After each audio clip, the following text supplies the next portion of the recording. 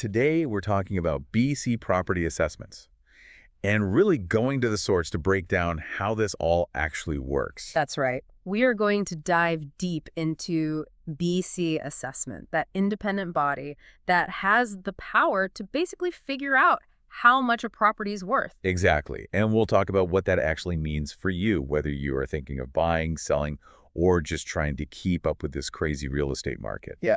Because, let's be real, we know those assessments are going to directly impact our property taxes. Right? Oh, yeah, absolutely. So where do we even start with all of this? Well, it all begins with something called Assessment Day. Oh, Assessment Day sounds very dramatic. It does. But basically, it's the day BC Assessment uses to get a snapshot of the market. Okay. And they take all the data from that specific date, and they use that to determine the property values for the entire year. It's like a freeze frame. Okay, I'm with you. Yeah. But what date are we talking about? When is this Assessment Day? So it actually gets a little time-bendy here, but Assessment Day is actually July 1st of the previous year. Wait, hold on. So you're saying my property value for 2025 is based on what the market looked like on July 1st, 2024. You got it. It's kind of like a built-in time lag. Whoa, okay.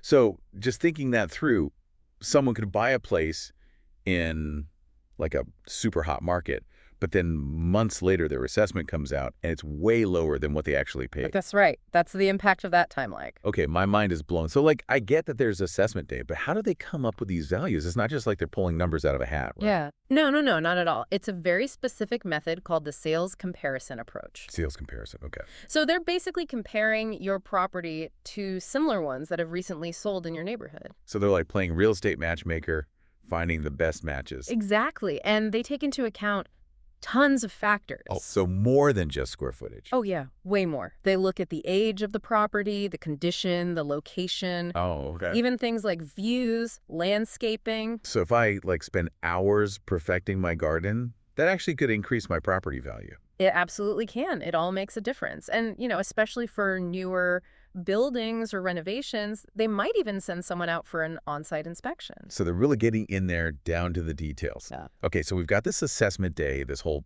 sales comparison approach, on-site inspections. But the big question is, how does this assessed value relate to the actual market price? Like, what I could actually sell my place for? That's the million-dollar question. And it's where things get a little bit tricky.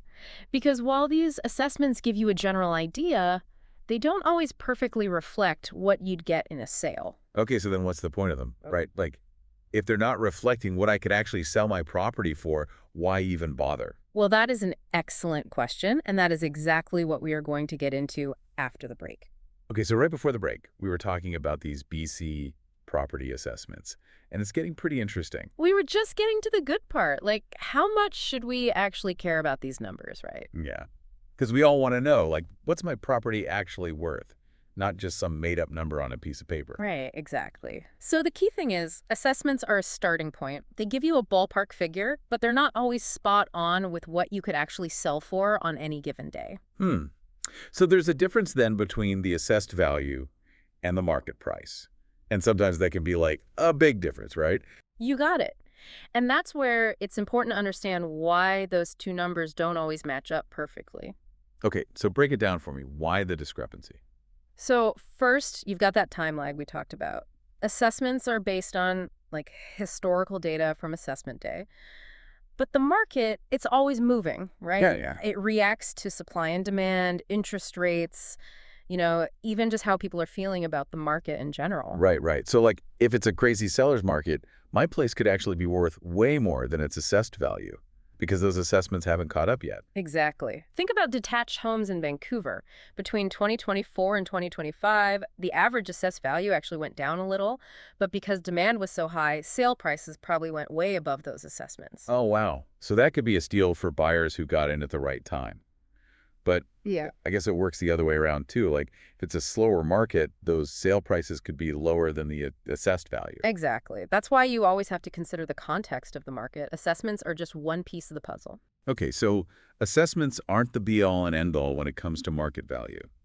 But if that's the case, then what else are they used for? I mean, besides just giving us a number to stress about when the property tax bill comes? Well, you're right. Property taxes are a big one, but they actually have a lot more uses than you might think. Oh, really?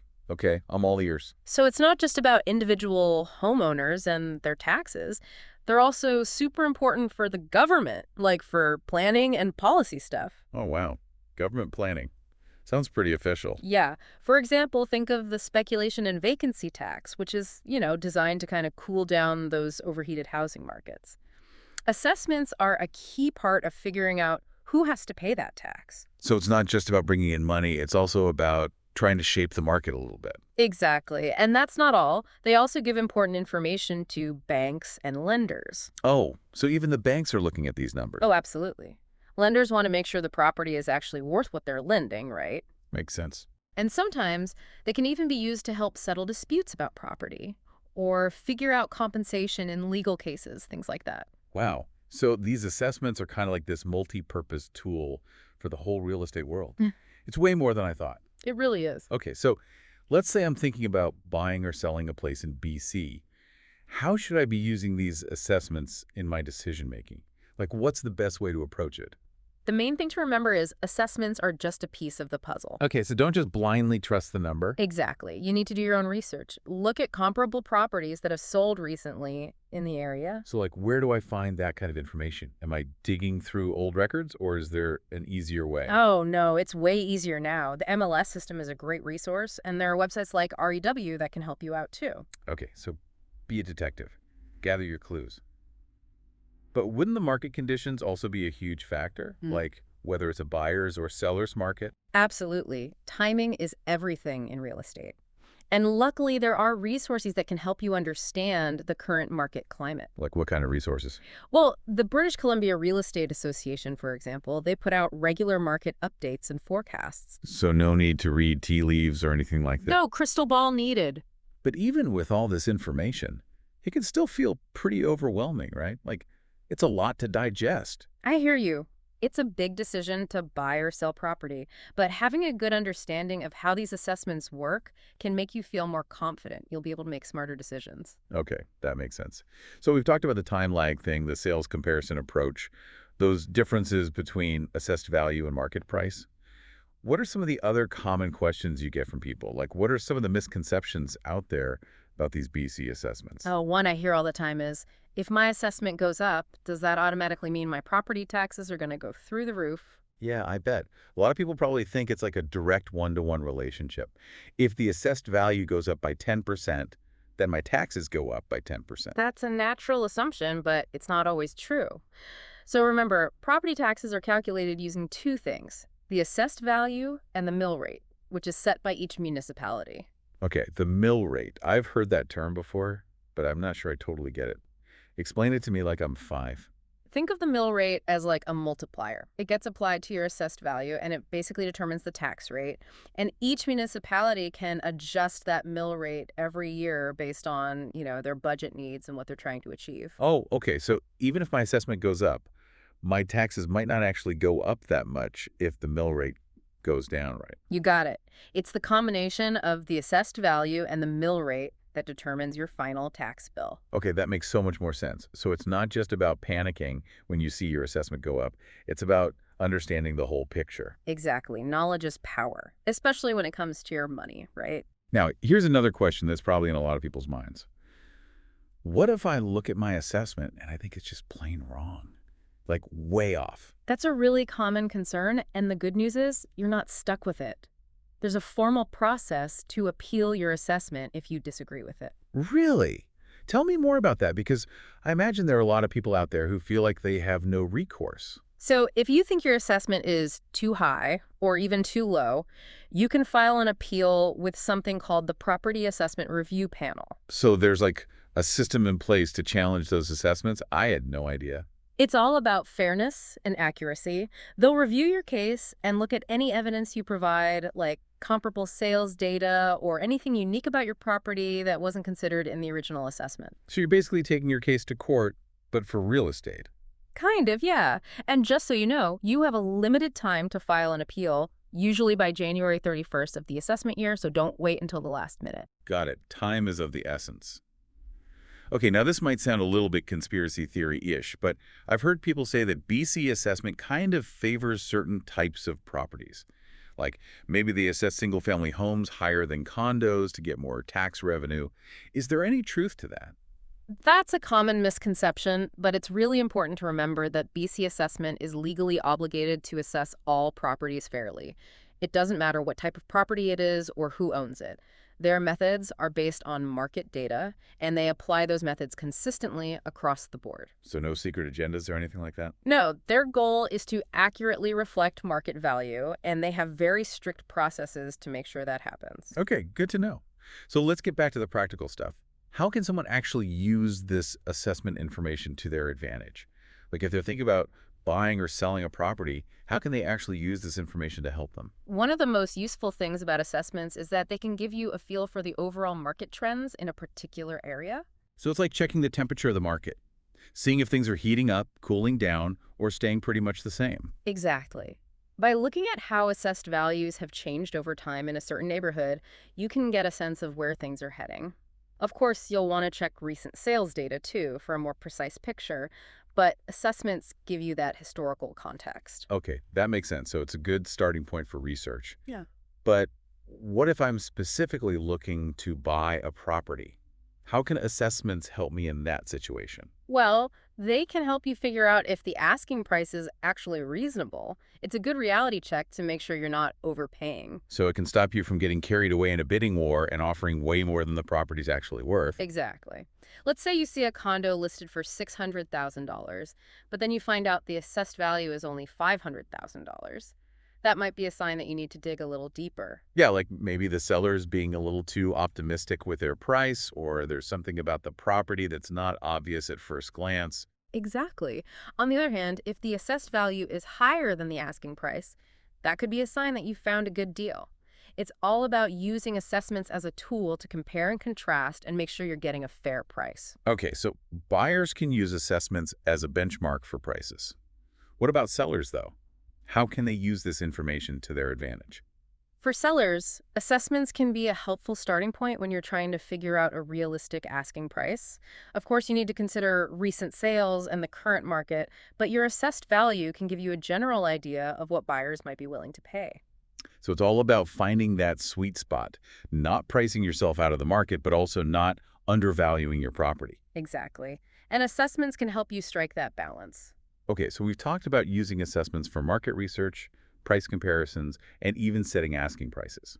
Are there any other, creative ways people can use this information? Any unexpected uses? Definitely. One interesting application is for something called property tax planning. Property tax planning. Now, that's something I want to hear more about. I bet a lot of our listeners are wondering how they can save some money on their property taxes. Well, remember how we talked about municipalities adjusting the mill rate each year? Yeah, that was a big aha moment for me. Suddenly, those mill rates weren't just some abstract concept. They actually mattered. Right. So if you understand how assessments and mill rates work together, you can actually find ways to potentially lower your property tax bill. Okay, I'm intrigued.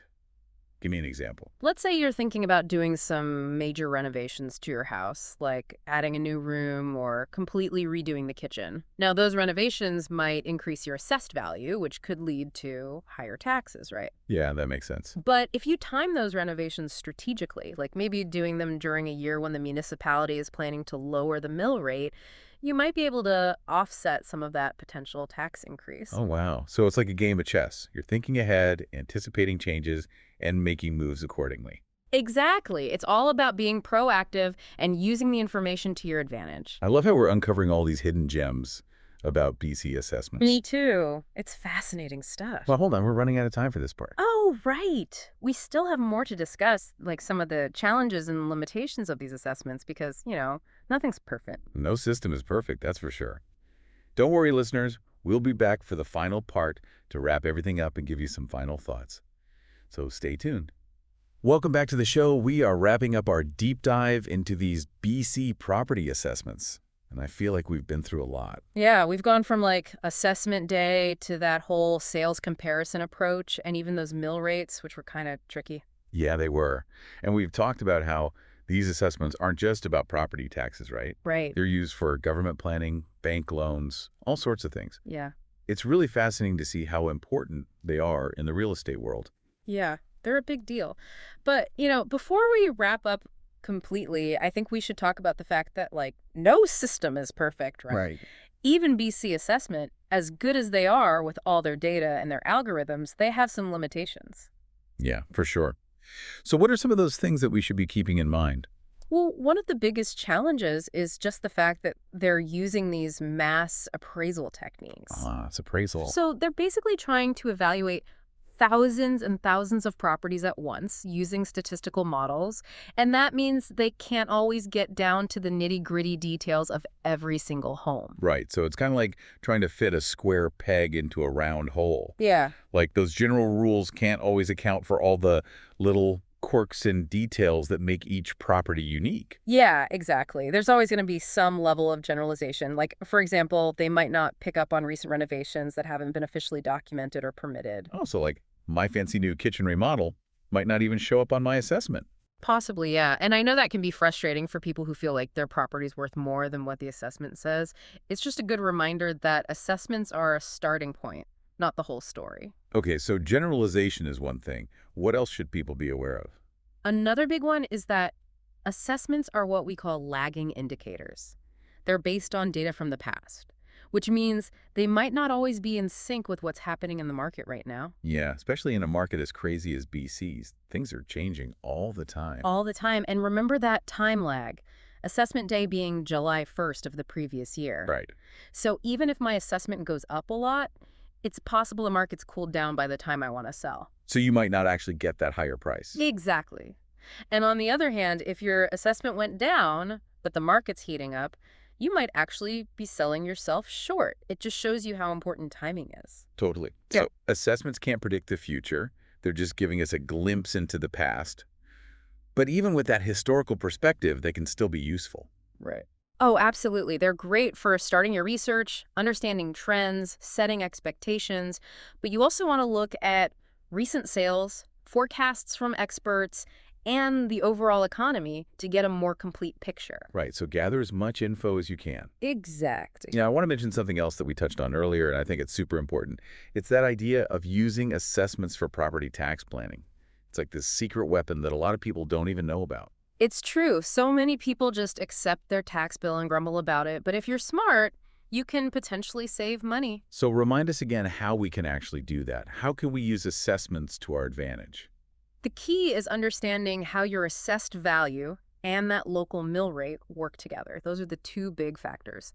And if you keep an eye on both of them, you can start to anticipate changes in your taxes. So like if I see my assessment went way up, but I also know the mill rate's going down, I might not actually have to pay that much more in taxes. Exactly. And if you know your municipality is going to raise the mill rate, maybe you hold off on those renovations for a bit. It's like a strategy game. It is. And the good news is the information is out there. You can find the mill rates and any planned changes on your municipality's website. So do your research. Yeah, and even if all this stuff with mill rates and assessments feels a bit overwhelming, a good real estate agent can be a huge help. They can explain how it all works and guide you through buying, selling, even appealing your assessment if you need to. Yeah, having an expert in your corner is never a bad thing. Well, I think we've covered a lot of ground here. We've really explored these BC property assessments from all angles. That's been a great conversation. And I feel like we've learned so much. But remember, listeners, this isn't the end of the journey. There's always more to learn about real estate. That's right. So stay curious, stay informed, and as always, thanks for joining us on the show. Thanks, everyone.